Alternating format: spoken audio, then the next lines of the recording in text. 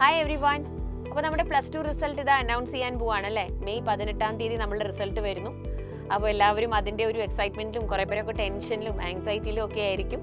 Result എന്താണെങ്കിലും കുഴപ്പമില്ല, കാരണം നമ്മൾ അതിന് ശേഷം എന്ത് ചെയ്യുന്നു എന്നുള്ളതാണ് വളരെ ഇമ്പോർട്ടൻ്റ് ആയിട്ടുള്ളത്.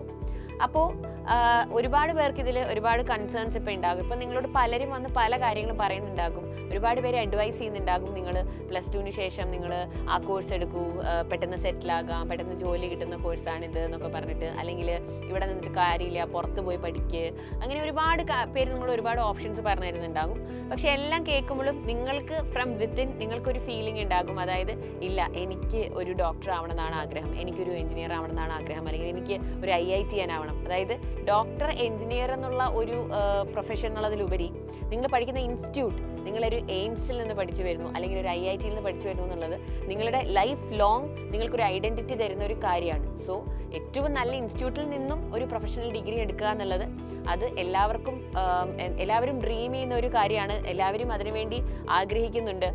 പക്ഷെ അതിനു വേണ്ടിയിട്ടുള്ള ഹാർഡ് വർക്ക് ചെയ്യാനോ അതിനു വേണ്ടിയിട്ടുള്ള റൈറ്റ് എഫേർട്സ് എടുക്കാനോ ആരും റെഡിയില്ല എന്നുള്ളതാണ് പ്രശ്നം.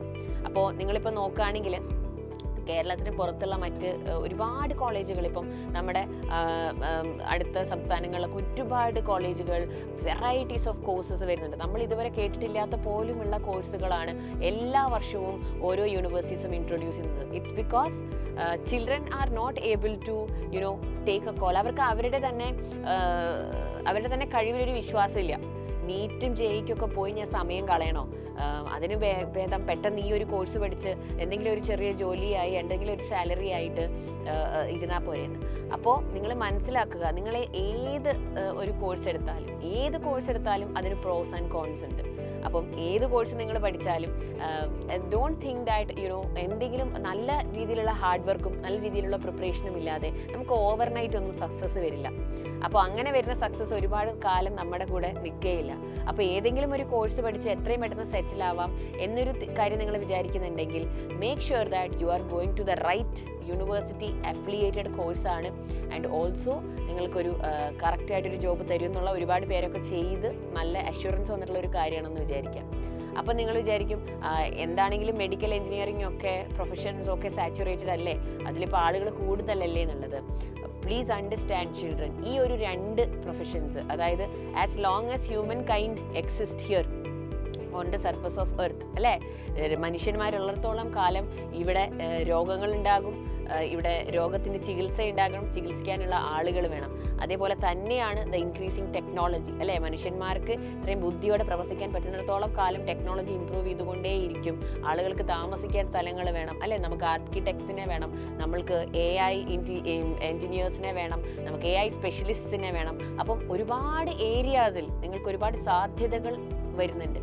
അപ്പോൾ അതിനെക്കുറിച്ച് മക്കൾ മനസ്സിലാക്കണം. നിങ്ങൾക്ക് എന്തൊക്കെയാണ് സാധ്യതകൾ, ഇനി വരുന്ന വർഷങ്ങളിൽ എന്താണ് ട്രെൻഡിങ്. ഞാൻ ആരെങ്കിലുമൊക്കെ പറയുന്ന കേട്ടിട്ട് ഏതെങ്കിലും ഒരു റാൻഡം കോഴ്സ് എടുക്കുകയാണോ വേണ്ടത്, അതോ ഞാൻ നീറ്റ് JEE ഫോക്കസ് ചെയ്ത് പഠിക്കണോ? അങ്ങനെ പഠിച്ചിട്ടുണ്ടെങ്കിൽ എന്താണ് എനിക്ക് ഉണ്ടാകുന്ന ഒരു ബെനിഫിറ്റ്? ഇതിനെക്കുറിച്ചൊക്കെ നിങ്ങൾക്ക് ഒരുപാട് കൺസേൺസ് ഉണ്ടാകും. അപ്പോൾ അതിൻ്റെ ഒക്കെ ആൻസർ പറഞ്ഞു തരാനായിട്ട്, സൊല്യൂഷൻസ് പറഞ്ഞു തരാനായിട്ട് സൈലത്തിൻ്റെ എക്സ്പേർട്ട് ടീം ഇതാ നിങ്ങളെ മീറ്റ് ചെയ്യാൻ വരികയാണ് ഒരു വെബിനാറിലൂടെ. അപ്പം നീറ്റാണോ നിങ്ങളുടെ ഗോൾ, നീറ്റിനെ കുറിച്ചുള്ള എല്ലാ സംശയങ്ങളും നോട്ട് ചെയ്ത് വെക്കുക, ആ വെബിനാറിൽ വന്ന് ചോദിക്കുക. അതേപോലെ JEE ആണ് നിങ്ങളുടെ ഗോളെങ്കിൽ JEEക്ക് പ്രിപ്പയർ ചെയ്യാൻ വേണ്ടി നിങ്ങൾക്ക് എന്ത് സംശയം ഉണ്ടെങ്കിലും ഞങ്ങളോട് നിങ്ങൾക്ക് ചോദിക്കാം. ഈ വെബിനാർ വരുന്നത് മെയ് 6-ാം തീയതിയാണ്, വൈകിട്ട് 7 മണിക്ക്. സമയം ആരും മറക്കേണ്ട. +2 എക്സാം എഴുതിയിരിക്കുന്ന എല്ലാ മക്കളും അവരുടെ പാരൻസിന് സമയമുണ്ടെങ്കിൽ പാരൻസും നിർബന്ധമായിട്ടും ഈ വെബിനാറിൽ പങ്കെടുക്കണം. ബിക്കോസ് ഈ ഒരു ഓപ്പർച്യൂണിറ്റി നിങ്ങൾ മിസ് ചെയ്യരുത്. ഒരുപാട് ഇൻഫർമേഷൻ നിങ്ങൾക്ക് ഈ വെബിനാറിലൂടെ ലഭിക്കുന്നതായിരിക്കും. രജിസ്റ്റർ ചെയ്തവർക്ക് മാത്രമേ ഇതിലേക്ക് ആക്സസ് ഉണ്ടാവുകയുള്ളൂ. ഈ കാണുന്ന QR കോഡ് സ്കാൻ ചെയ്യുക, എത്രയും പെട്ടെന്ന് രജിസ്റ്റർ ചെയ്യുക, നിങ്ങളുടെ പാർട്ടിസിപ്പേഷൻ ഉറപ്പാക്കുക.